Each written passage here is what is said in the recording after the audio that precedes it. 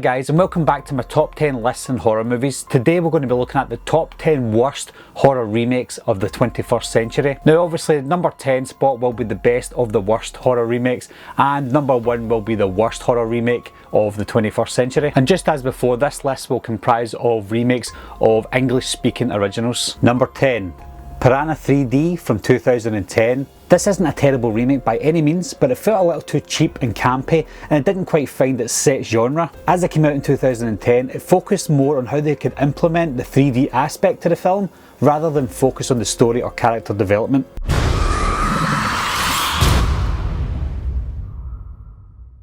Number 9, House of Wax from 2005. One thing this movie had going for it was its set design and lighting. The mood of this movie is actually really good, and that's what keeps this movie watchable. The issue is at almost 2 hours, the movie was too long and there was a lot of dull and drawn out scenes. The character dynamic was a little strange, with some of the actors looking like they'd be best suited in each other's roles.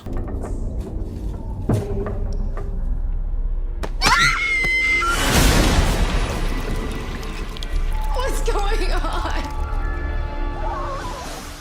Number 8, Poltergeist from 2015. As with many people, the main reason I watched this movie was for Sam Rockwell, but not even Sam Rockwell could save this lifeless remake. There were some creepy moments, but it seemed like the director was only focused on recreating the memorable scenes from the original, that he forgot to give us a proper story for his version. A very lackluster and forgettable remake.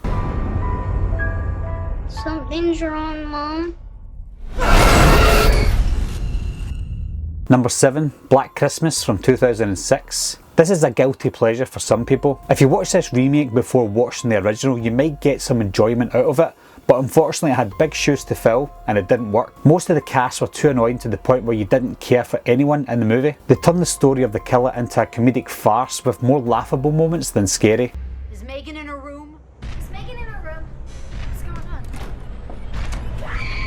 Number 6, A Nightmare on Elm Street from 2010. It seemed they were too focused on getting the right actor to play Freddy Krueger that they forgot all about the casting choices for everyone else. With the exception of Jackie Earle Haley and Katie Cassidy, nobody else had the right to be in this movie. The makeup department went all out to give us the most realistic burn victim in Freddy, that they didn't stop to think about how ridiculous he actually looked. Making Freddy a confirmed child molester was also in very poor taste. This is one remake I'd like to see them give another go, with Jackie Earle Haley as Freddy. I'm gonna give you a little something that'll put you right to sleep. This might sting a bit. Number 5, Prom Night from 2008. The biggest issue with this remake is that it was so one-dimensionally generic. It also suffers from the fact that every character was annoying, so we had nobody to root for. When the writers can't give us a character to root for, you know it's failed. Idris Elba also gives us one of the dodgiest American accents you'll ever hear. He's not gonna stop until he gets her. Number 4, Day of the Dead from 2008. Trying to cash in on the monumental success of Zack Snyder's Dawn of the Dead remake, they tried hard to copy his style of zombie movie. Since the original Day of the Dead was a faster paced movie than Dawn, this should have worked, but it backfired big time. The biggest issue is with the people involved with remaking this movie. It was underfinanced, badly acted and very poorly executed. Maybe try remaking it again? It's a beautiful day here in Leadville, Colorado. That is, unless you're trying to leave, because you ain't going nowhere. Number 3, The Fog from 2005. This remake was so bad it took me 2 days to finish it. They essentially take everything that was so good, chilling and atmospheric about the original, and then they just remove it, leaving us with one of the most boring horror movies of the 21st century. Nick Castle would not be proud of this version of Nick Castle, neither would Tom Atkins, who played Nick Castle.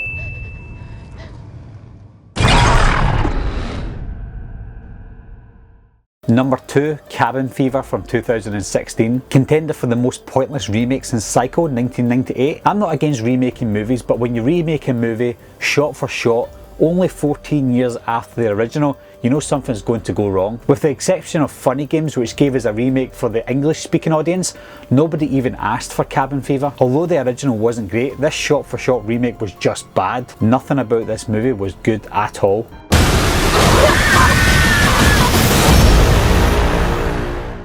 Number 1, Day of the Dead Bloodline from 2018. Oh, so they did try and remake Day of the Dead again? Was it better this time?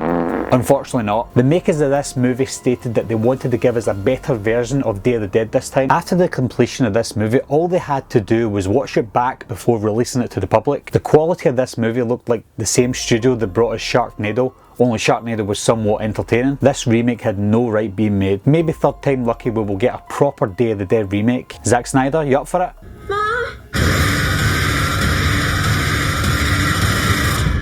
Thanks for watching my top 10 lists in horror, guys. Go ahead and give the video a like if you can, and hit that subscribe button, and I'll see you soon.